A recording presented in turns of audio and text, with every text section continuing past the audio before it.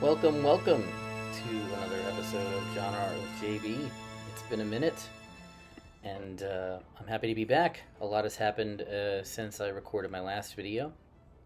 I got married, so I am now officially off the market to my beautiful wife, Jenna, and in another week we'll be on our honeymoon in Banff, Canada.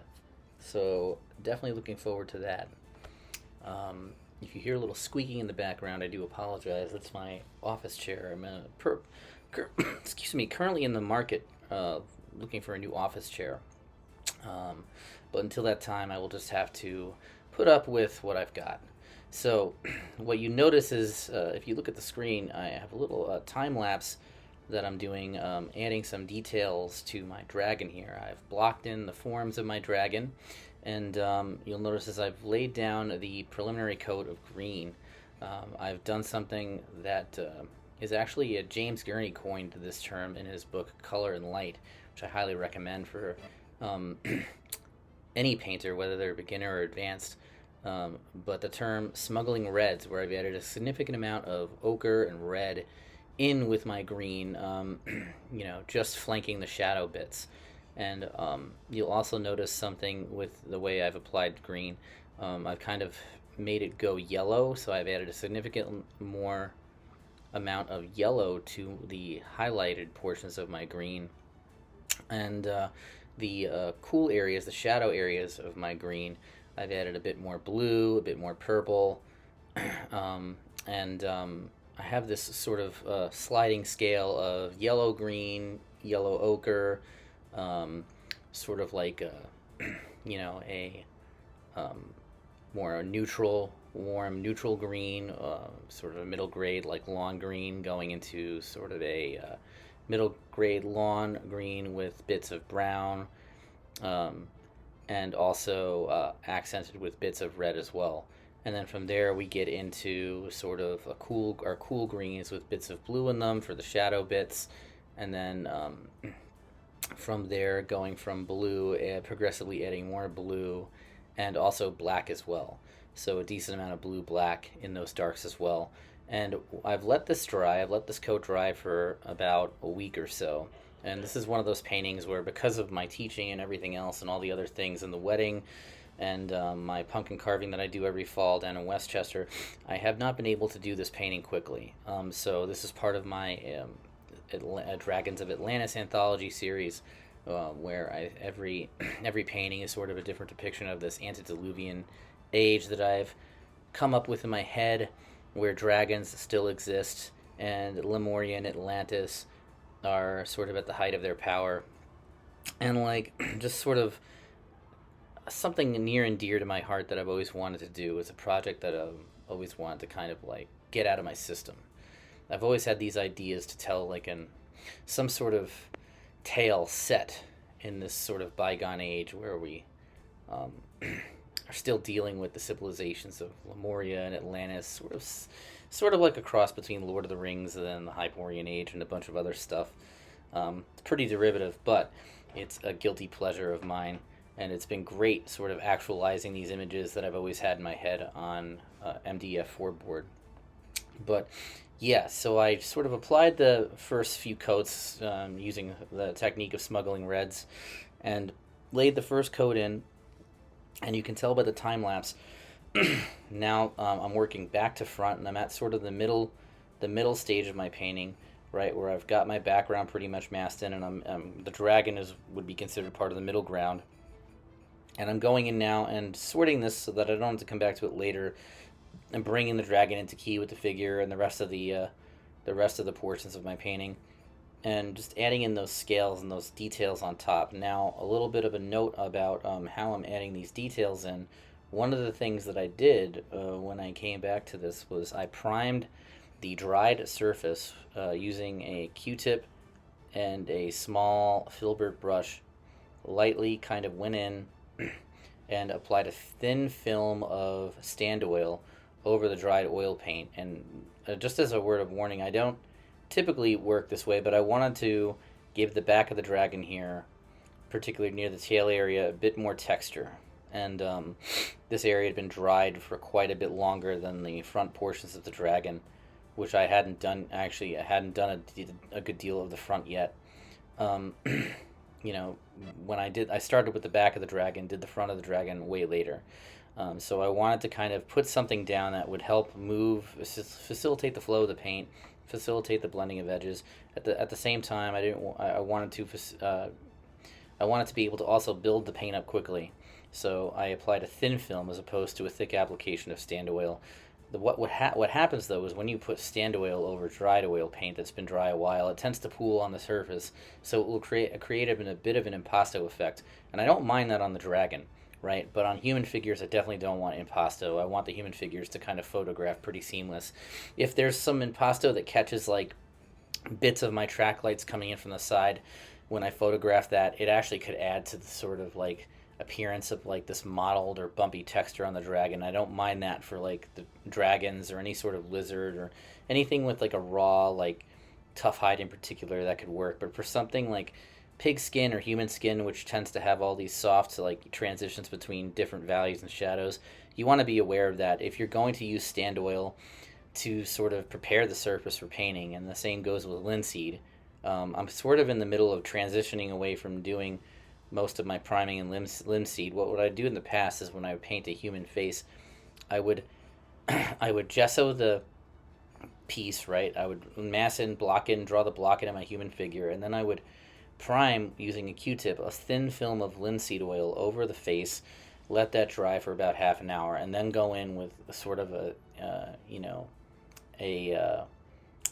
not too thick, not too thin application of oil paint, and just block in the different like shapes and portions of the face using again, a trick from James Gurney's painting, color and light, where what I would do is I would block in a lot of the tones of the top portion of the face, skewing towards the yellow color key, the middle portions of the face around the eyes and nose to get some of the blood vessels and the red that you see under the skin. I would skew more towards that red end of the spectrum, and then the bottom of the face tends to be grays and blues, and you're smuggling in some grays and blues into that bottom portion of the face, cooler areas of the face, like that are sort of where the jaw turns, and so you'd have those different zones of the face that I would mass in, generally with a small round or a middle round brush, and then go from there and blend those edges with the round as I'm working them in. I'm tending to, instead of starting that process with linseed oil, I'm sort of leaning towards starting that process with stand oil for my next piece after this, because I find that stand oil just gives the paint a bit more of an luminosity. And you can see I've masked in the preliminary coat of the dragon, the front portion of the dragon here that I'm painting over now. That underpainting that I'm painting over, I prime that area with stand oil first, as well as the cloth draping over her arm, and it just came out a bit more vibrant than some of the other portions of the painting.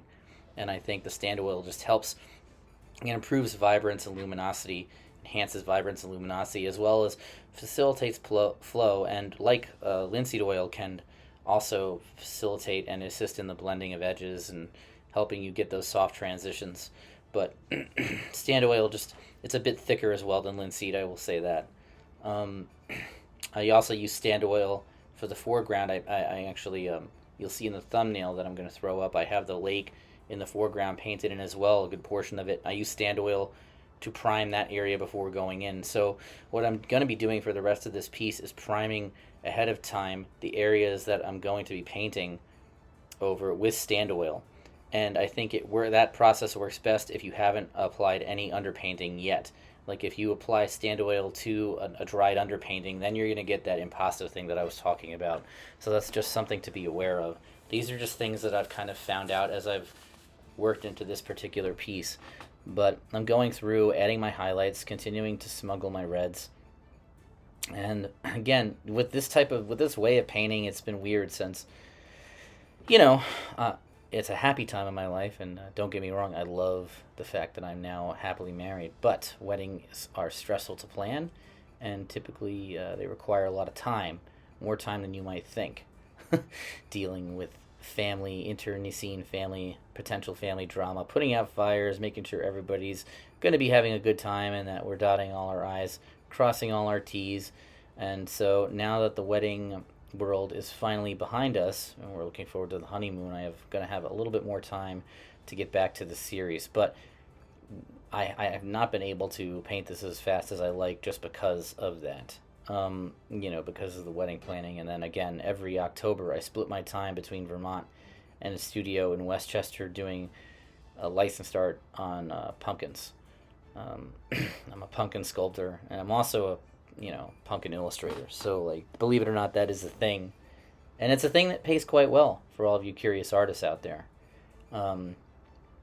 Another thing that happened as I started a few teaching jobs at a few new art studios in the area, so that requires a lot of planning. So be that as it may, long story short, I haven't been able to paint this straight through as much as I wanted. So it's required a lot of me stepping away, coming back, stepping away, coming back.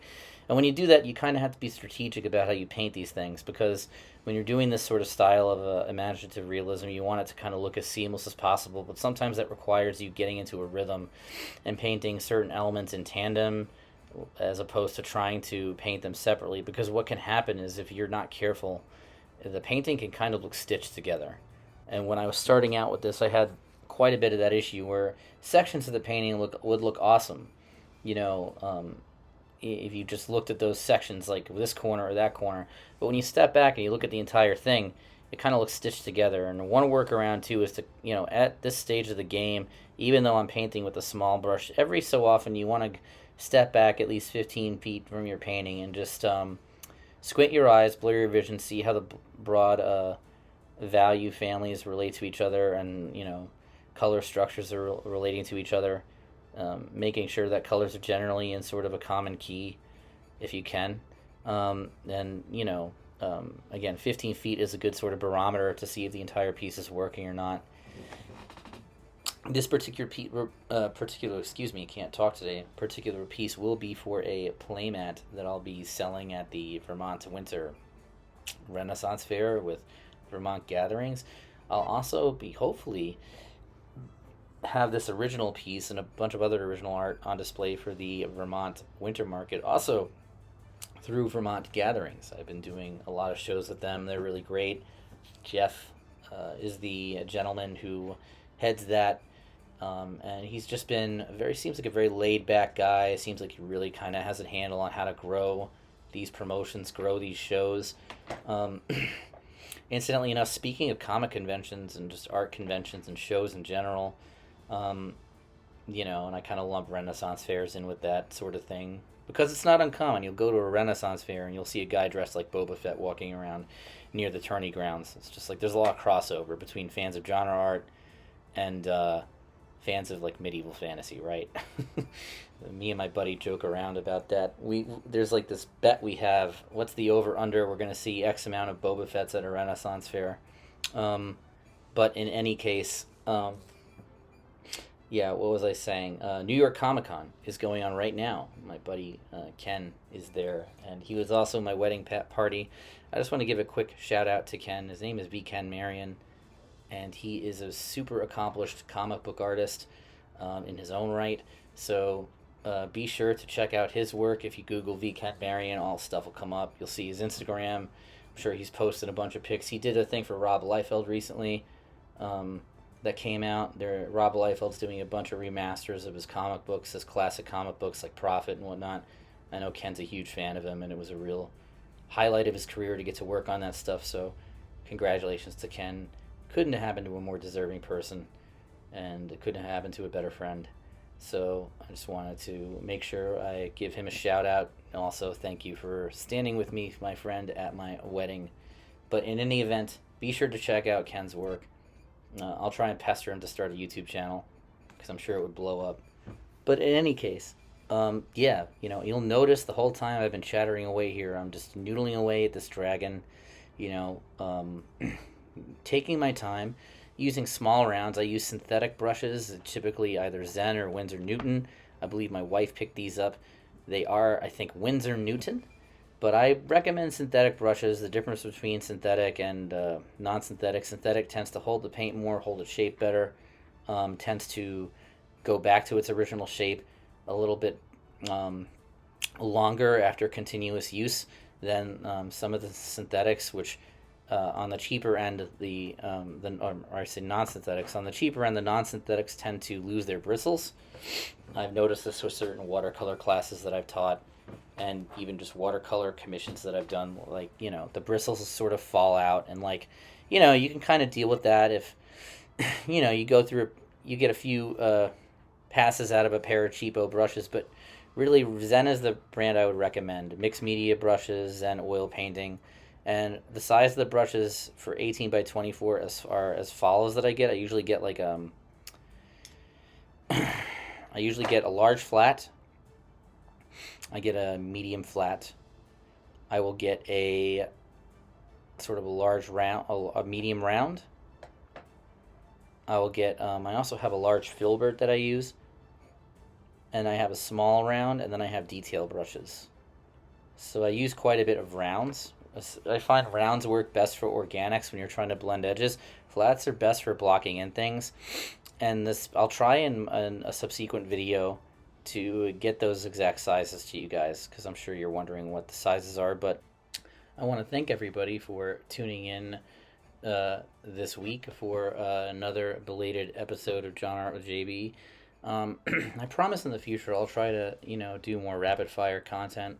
It's just, you know, life happens, and editing and producing videos requires a lot of effort and time.